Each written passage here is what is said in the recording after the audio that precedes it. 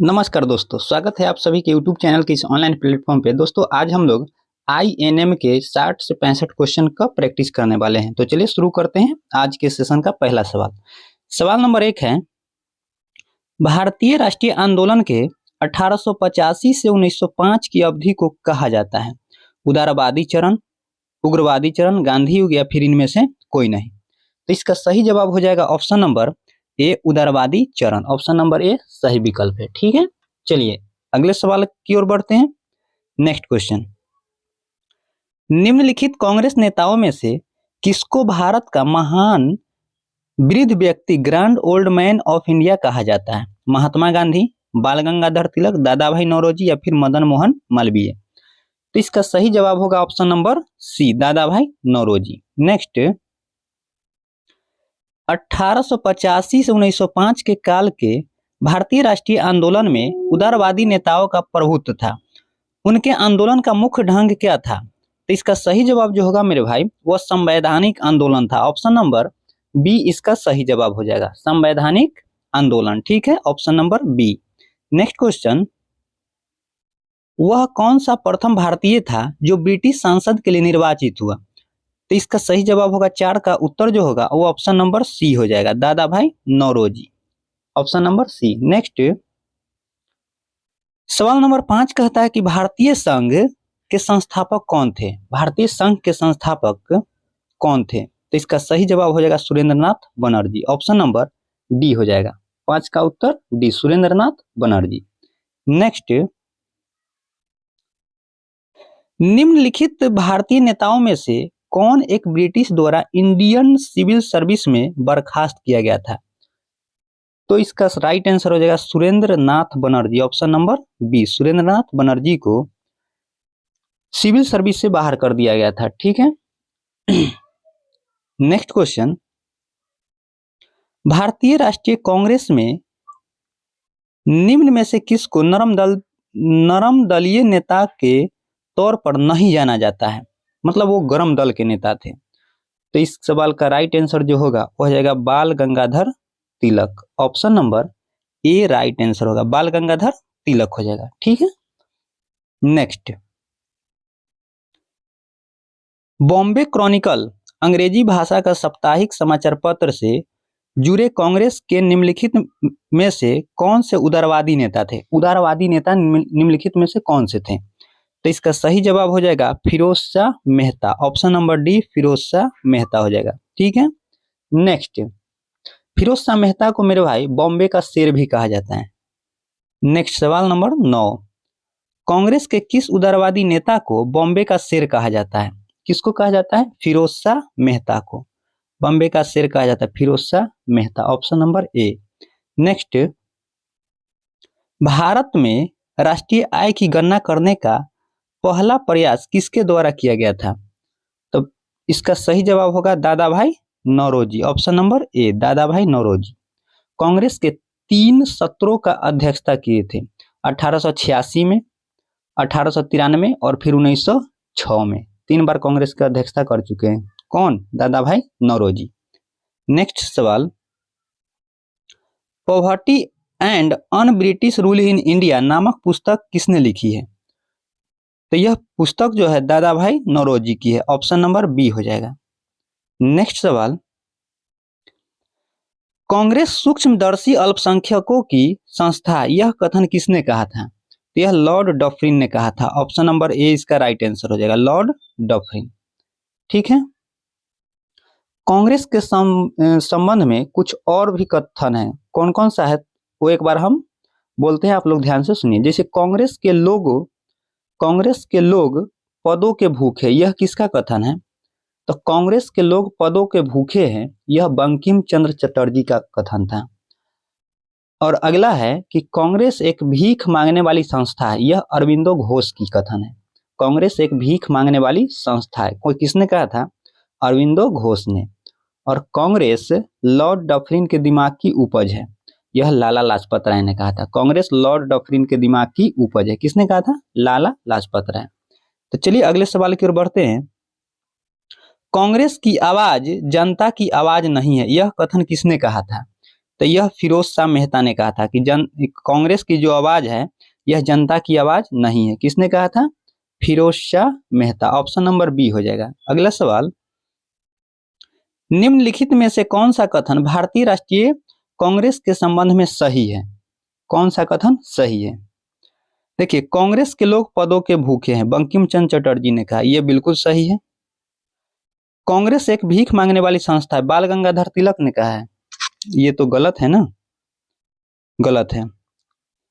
Congress Lord डॉफ्रिन के दिमाग की उपज है, लाला लाजपत राय, ये बिल्कुल सही है। तो ए और सी दोनों सही है। डी में कहता है कि कांग्रेस सूक्ष्मदर्शी अल्पसंख्यक की संस्था लॉर्ड डॉफ्रिन का है, तो इसका उत्तर क्या होगा? ए, सी और डी तीनों सही है। तो अगर ऑप्शन नंबर ई बना दे कि ऑप्शन ए, सी और डी तीनों क्या है? सही है। ठीक है, ये सही होगा। चलिए अगले सवाल की ओर बढ़ते हैं। नेक्स्ट क्वेश्चन है कि निम्नलिखित में से भारतीय राष्ट्रीय कांग्रेस के संबंध में कौन सा कथन सही है? कौन सा कथन सही है? तो देखिए, कांग्रेस को समाप्त करने का सुझाव दिया था किसने? महात्मा गांधी। कांग्रेस को समाप्त करने का सुझाव किसने दिया? महात्मा गांधी। अगला है कि कांग्रेस तीन दिनों का तमाशा, यह किसका है? अश्विनी कुमार दत्त का है। ठीक है, कथन। और अगला कथन है कि कांग्रेस की आवाज जनता की आवाज नहीं, फिरोज शाह मेहता का है। देखिए, इसमें तीनों कथन सही है, ए, बी और सी तीनों सही है। तो इसका सही जवाब जो होगा ऑप्शन नंबर डी हो जाएगा, उपयुक्त में से सभी। नेक्स्ट क्वेश्चन, भारतीय राष्ट्रीय कांग्रेस के प्रथम अधिवेशन में शामिल होने वाले प्रतिनिधि सदस्यों की संख्या कितनी थी? तो इसकी संख्या जो थी वो 72 थी। Option number D right answer हो जाएगा। ठीक है, अगले सवाल की ओर बढ़ते हैं। सवाल नंबर 17 कहते भारतीय राष्ट्रीय कांग्रेस का प्रथम अधिवेशन बंबई के किस स्थान पर हुआ था? तो यह था गोकुल दास तेजपाल संस्कृत विश्वविद्यालय में। ऑप्शन नंबर ए इस सवाल का सही जवाब है। अगला सवाल, इंडियन नेशनल यूनियन यानी भारतीय राष्ट्रीय संघ की स्थापना ह्यूम ने किस वर्ष की थी? तो इसकी स्थापना जो किया था ये ह्यूम ने 1884 में किया था। कब किया था? 1884 में। बाद में नाम बदलकर कांग्रेस किया गया था 1885 में। 28 दिसंबर 1885 को कांग्रेस की स्थापना हुआ था, लेकिन भारतीय राष्ट्रीय संघ की स्थापना 1884 में हुआ था। ठीक है, ऑप्शन नंबर बी इसका राइट आंसर हो जाएगा। नेक्स्ट सवाल, भारतीय राष्ट्रीय कांग्रेस का नामकरण किसने किया था? भारतीय राष्ट्रीय कांग्रेस का नामकरण जो है वह दादा भाई नौरोजी ने किया था। ऑप्शन नंबर बी हो जाएगा। किसने किया था? दादा भाई नौरोजी ने। चलिए अगले सवाल की ओर बढ़ते हैं। नेक्स्ट क्वेश्चन है कि भारतीय राष्ट्रीय कांग्रेस का प्रथम अधिवेशन पहले किस स्थान पर होने वाला था? तो पहले जो इसका होने वाला था पूना, कहां पे? पूना होने वाला था। Option number B. देखिए, पहला अधिवेशन कांग्रेस का 1885 में हुआ, 1885 बम्बई में हुआ था। ठीक है, दूसरा हुआ था 1886 में कलकत्ता में, और 87 में मद्रास, और 88 में हुआ था इलाहाबाद में। चलिए अगले सवाल की ओर बढ़ते हैं। नेक्स्ट क्वेश्चन, उदारवादी राजनीतिक दलों का लक्ष्य है, क्या लक्ष्य है? तो इस सवाल का सही जवाब जो होगा वो हो जाएगा मौजूदा संस्थानों में सुधार। ऑप्शन नंबर ए इसका राइट आंसर है। नेक्स्ट, भारतीय राष्ट्रीय आंदोलन के 1905 से 1917 की अवधि को कहा जाता है। यह जो अवधि है 1905 से 1917 की अवधि, इसको क्या कहा जाता है? तो इसको उग्रवादी चरण कहा जाता है। क्या कहा जाता है? उग्रवादी। और 1917 से अगर आप 1947 का चरण देखिएगा तो यह गांधी युग कहा जाता है। इसको क्या कहा जाता है? गांधी युग। और 1885 से 1905 के चरण को उदारवादी कहा जाता है। इसको 1885 से 1905 तक के चरण को उदारवादी, और 1905 से 17 को उग्रवादी, और गांधी युग कहा जाता है 1917 से 1947 को। चलिए अगले सवाल की ओर बढ़ते हैं हम लोग। भारत में उग्र राष्ट्रीयता के जन्मदाता तथा निर्भरता से राष्ट्र की वेदना को प्रकट करने वाले प्रथम भारतीय थे? तो इसका सही जवाब जो होगा वह हो जाएगा बाल गंगाधर तिलक। ऑप्शन नंबर सी हो जाएगा। नेक्स्ट, स्वराज मेरा जन्मसिद्ध अधिकार है और मैं लेकर आऊंगा, यह कथन किसने कहा था? तो यह बाल गंगाधर तिलक का कथन है। Option number D. Next question, सवाल नंबर 26 है, भारत में गर्म दलीय आंदोलन का पिता किसे कहा जाता है?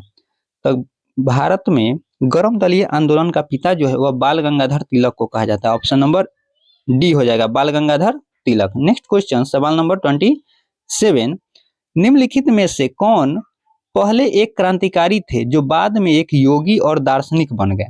तो यह कौन थे? तो ये थे Aurobindo Ghosh. Option number D में जो है 4 नंबर अरविंद घोष थे। 1926 में पांडिचेरी में अरविंदो घोष जो थे यह अरविंदो आश्रम की स्थापना किए थे। ठीक है, नेक्स्ट क्वेश्चन पे आते हैं। 28 नंबर सवाल, बाल गंगाधर तिलक द्वारा शुरू की गई साप्ताहिक पत्रिका कौन सी थी? तो यह थे केसरी। कौन सा? केसरी। ऑप्शन नंबर बी है। और अंग्रेजी में इनका था मराठा। मराठा जो था यह अंग्रेजी में पत्रिका था। ठीक है, और केसरी साप्ताहिक पत्रिका। नेक्स्ट क्वेश्चन, पंजाब केसरी का खिताब किसको दिया जाता है? पंजाब के केसरी, तो इसका सही जवाब हो जाएगा Lala Lajpat Rai. Option number D इसका राइट आंसर हो जाएगा। Option number D. Next question, सवाल नंबर 30, कहता है कि महाराष्ट्र में गणपति उत्सव का आरंभ करने का श्रेय किसको प्राप्त है? तो यह बाल गंगाधर तिलक को। ऑप्शन नंबर बी इसका राइट आंसर हो जाएगा। गणपति उत्सव और शिवाजी दोनों जो है यह महाराष्ट्र से संबंधित है और बाल गंगाधर तिलक ने शुरू किए थे। नेक्स्ट क्वेश्चन, सवाल नंबर 31, किसने कहा था कांग्रेस आंदोलन न तो लोगों द्वारा प्रेरित था और न ही गुट द्वारा सोचा या योजनाबद्ध किया गया था? तो यह जो है यह लाला लाजपत राय की कथन है। ऑप्शन नंबर डी इसका राइट आंसर हो जाएगा कि किसने कहा था कि कांग्रेस आंदोलन न तो लोगों द्वारा प्रेरित था और न ही गुट द्वारा सोचा या योजनाबद्ध किया गया था। यह लाला लाजपत राय की योजना मतलब कथन था। ठीक है, नेक्स्ट सवाल पे आते हैं। क्वेश्चन नंबर 32 कहता है कि भारतीय स्वतंत्रता संग्राम के संदर्भ में 16 अक्टूबर 1905 को निम्नलिखित कारणों में से किसके लिए प्रसिद्ध है? तो 16 अक्टूबर 1905 जो है बंगाल विभाजन से संबंधित है। ऑप्शन नंबर सी इसका सही जवाब हो जाएगा, बंगाल विभाजन से। नेक्स्ट क्वेश्चन, सवाल नंबर 33 कहता है बंग भंग के बाद कौन सा आंदोलन शुरू हुआ था? तो बंग भंग के बाद स्वदेशी आंदोलन शुरू हुआ था। ऑप्शन नंबर बी हो जाएगा, स्वदेशी आंदोलन। चलिए, बंगाल विभाजन की घोषणा जो हुआ था वह 20 जुलाई 1905 को हुआ था। कब हुआ था? 20 जुलाई 1905 को। 20 जुलाई 1905 को हुआ था बंगाल विभाजन की घोषणा। और बंगाल विभाजन को लागू किया गया था 16 अक्टूबर 1905 को। कब? 16 अक्टूबर 1905 को। नेक्स्ट क्वेश्चन, सवाल नंबर 35। चलिए, क्वेश्चन है कि निम्नलिखित वर्गों में से 1905 के स्वदेशी आंदोलन के मुख्य अप्रभावित रहा। तो इस सवाल का सही जवाब हो जाएगा ऑप्शन नंबर बी, 1 और 4 दोनों। 1 में महिलाएं और 4 में है बुद्धिजीवी। ऑप्शन नंबर बी इसका सही जवाब हो जाएगा। नेक्स्ट क्वेश्चन, बंगाल विभाजन के प्रत्याघात के रूप में कौन सा आंदोलन शुरू हुआ था? तो यह होता स्वदेशी आंदोलन। ऑप्शन नंबर बी इसका राइट आंसर हो जाएगा, स्वदेशी आंदोलन। नेक्स्ट क्वेश्चन, सवाल नंबर 37, स्वदेशी आंदोलन के संबंध में निम्नलिखित में से कौन सा कथन सही नहीं है? कौन सा कथन सही नहीं है? यह बंगाल तक ही सीमित था, यह इसका सही नहीं। ऑप्शन नंबर डी इस सवाल का सही जवाब हो जाएगा, ऑप्शन नंबर डी। नेक्स्ट, 1905 में बंगाल विभाजन किस वायसराय ने किया था? तो यह लॉर्ड कर्जन। कौन किया था? Lord Curzon. Option number C इसका सही जवाब है। नेक्स्ट, सवाल नंबर 39, बंगाल के विभाजन के समय बंगाल का लेफ्टिनेंट जनरल था, कौन था?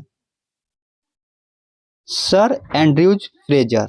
ऑप्शन नंबर ए हो जाएगा, ऑप्शन नंबर ए इसका सही जवाब हो जाएगा। नेक्स्ट, निम्नलिखित में से किसने बंगाल के विभाजन 1905 के विरोध में आंदोलन का नेतृत्व किया था? तो इस सवाल का सही जवाब हो जाएगा सुरेंद्र नाथ बनर्जी और कृष्ण कुमार मित्र थे। तो ऑप्शन के आधार पे इसका सही जवाब हो जाएगा option number C. Next question, सवाल नंबर 41, निम्नलिखित में से कौन स्वदेशी आंदोलन का आलोचक था एवं पूर्व तथा पश्चात के मध्य एक बेहतर संबंध का समर्थन था? तो इसका सही जवाब हो जाएगा option number D, Rabindranath Tagore. Next question, सवाल नंबर 42, बंगाल में ब्रिटेन की वस्तुओं के बहिष्कार का सुझाव सर्वप्रथम किसने दिया था? तो सर्वप्रथम सुझाव जो दिया था वह कृष्ण कुमार मित्र ने दिया था। ऑप्शन नंबर ए हो जाएगा। अगले सवाल पे आते हैं, क्वेश्चन नंबर 43, ब्रिटिश वस्तु के बहिष्कार को राष्ट्रीय नीति के रूप में अपनाया गया था। कब अपनाया गया था? 1905 में। ऑप्शन नंबर डी हो जाएगा 1905। नेक्स्ट 44, बंगाल का विभाजन मुख्यतः किया गया था। बंगाल का विभाजन यह जो हुआ था बंगाली राष्ट्रवाद की वृद्धि को दुर्बल करने के लिए। ऑप्शन नंबर डी इसका राइट आंसर है। नेक्स्ट सवाल नंबर 45, स्वदेशी और बहिष्कार पहली बार किस घटना के दौरान संघर्ष की विधि के रूप में अपनाए गए थे? तो यह अपनाया गया था बंगाल विभाजन के विरुद्ध आंदोलन। ऑप्शन नंबर सी इसका सही जवाब है। नेक्स्ट क्वेश्चन, सवाल नंबर 46, मार्ले मिंटो सुधार का छिपा हुआ उद्देश्य डैश था। क्या उद्देश्य था? भारत में एक का समुदाय को दूसरे के खिलाफ उड़ान। ऑप्शन नंबर डी इसका सही जवाब हो जाएगा। लड़ान है, क्या है? लगान यहाँ होना चाहिए। भारत में एक का समुदाय को दूसरे के खिलाफ लगान। ऑप्शन नंबर डी इसका सही जवाब हो जाएगा। नेक्स्ट 47, 1909 के भारतीय परिषद अधिनियम को ब्रिटिश काल के निम्नलिखित में से किस सुधार के रूप में जाना जाता है? तो यह जो है मार्ले मिंटो सुधार के रूप में जाना जाता है। ऑप्शन नंबर ए इसका सही जवाब है। नेक्स्ट 48, भारत सरकार अधिनियम 1909 का संबंध किससे है? भारत सरकार अधिनियम 1909 का जो संबंध है यह अलग निर्वाचक मंडल की शुरुआत से। ऑप्शन नंबर ए इसका राइट आंसर है। अगले सवाल की ओर बढ़ते हैं। नेक्स्ट क्वेश्चन, इस सवाल को देखिए कि भारत परिषद अधिनियम 1909 मार्ले मिंटो सुधार के संबंध में सही कथन पहचान कीजिए। तो देखिए इसका सही जवाब जो होगा, लॉर्ड मिंटो ने सत्येंद्र पी सिन्हा को वायसराय की कार्यकारिणी परिषद का पहला भारतीय सदस्य नियुक्त किया था। इस सवाल का जो सही जवाब होगा ऑप्शन नंबर बी हो जाएगा। ठीक है।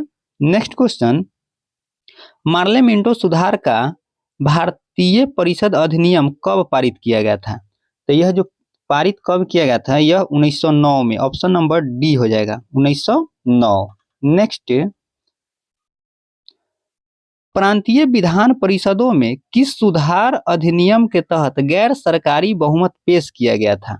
तो कब पेश किया गया था मार्ले मिंटो सुधार में? Option number D. इस सवाल का सही जवाब हो जाएगा ऑप्शन नंबर डी हो जाएगा। ठीक है। नेक्स्ट 52, हिंदू और मुसलमानों के पृथक निर्वाचक मंडल का प्रावधान किया गया था। कब? तो मार्ले मिंटो सुधार। ऑप्शन नंबर सी हो जाएगा। ऑप्शन नंबर सी, 3 नंबर इसका राइट आंसर है। नेक्स्ट क्वेश्चन, मार्ले मिंटो सुधार के बारे में निम्नलिखित में से कौन सा कथन सही नहीं है? क्या नहीं है? कौन सा कथन सही नहीं है? तो देखिए ऑप्शन नंबर सी पढ़ते हैं। इसने संपत्ति कर या शिक्षा के आधार पर सीमित लोगों को मताधिकार प्रदान किया। यही इसका सही उत्तर होगा। कह रहा है कि कौन सही नहीं, ये इसका गलत है। तो हमारा उत्तर तो गलत ही खोजना था। इसका सही जवाब सी हो जाएगा। बाकी बात जो दिया है ए और बी वो दोनों सही है। नेक्स्ट, निम्नलिखित में से कौन मुस्लिम लीग का संस्थापक था? तो मुस्लिम लीग का संस्थापक आगा खान। कौन थे? आगा खान। ऑप्शन नंबर डी हो जाएगा आगा खान। 1906 में हुआ था। कब हुआ था? 1906 में। अगला सवाल, मुस्लिम लीग का स्थापना कब हुआ था? तो अभी हम लोग पीछे करके आए हैं। कब हुआ था? 1906 में। 1906 अगर पूरा डेट देखे तो 30 दिसंबर 1906 हो जाएगा। नेक्स्ट 56, 1911 में इंग्लैंड में किंग जॉर्ज पंचम के राज्याभिषेक के अवसर को मनाने के लिए भारत में एक दरबार का आयोजित किया गया था। कब किया गया था? कहाँ पे किया गया था? तो यह हुआ था दिल्ली में। ऑप्शन नंबर सी हो जाएगा, दिल्ली। 1911 में दिल्ली दरबार लगा था। ठीक है, टोटल 3 बार दिल्ली दरबार लगा। कब कब?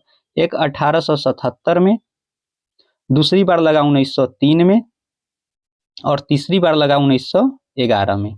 3 बार दिल्ली दरबार का आयोजन किया गया। चलिए नेक्स्ट क्वेश्चन पे आते हैं।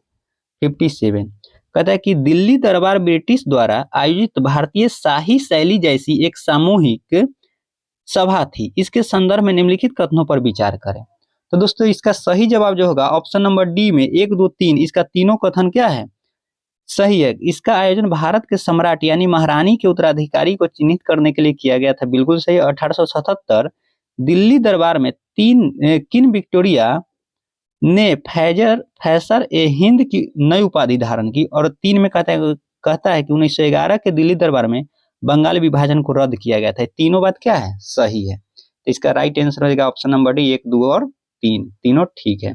नेक्स्ट, बंगाल का एकीकरण किस सन में, मतलब किस ईस्वी में किया गया था? तब एकीकरण 1913 में किया गया था। नहीं, 1913 नहीं, 1911 में। कब किया गया था? 1911 में किया गया था। ऑप्शन नंबर डी हो जाएगा, 1911। अच्छा, पीछे वाले क्वेश्चन 57 था ना मेरे भाई, डी नंबर। हाँ ठीक है। चलिए उसके बाद 59 का आंसर जो होगा 1911 हो गया। चलिए अगले सवाल पे बढ़ते हैं। सवाल नंबर 60 कहता है कि भारतीयों के विरोध के कारण बंगाल को फिर से कब एकीकृत किया गया था? तो 1911 में। कब? 1911 में बंगाल विभाजन को रद्द कर दिया गया था। Next question,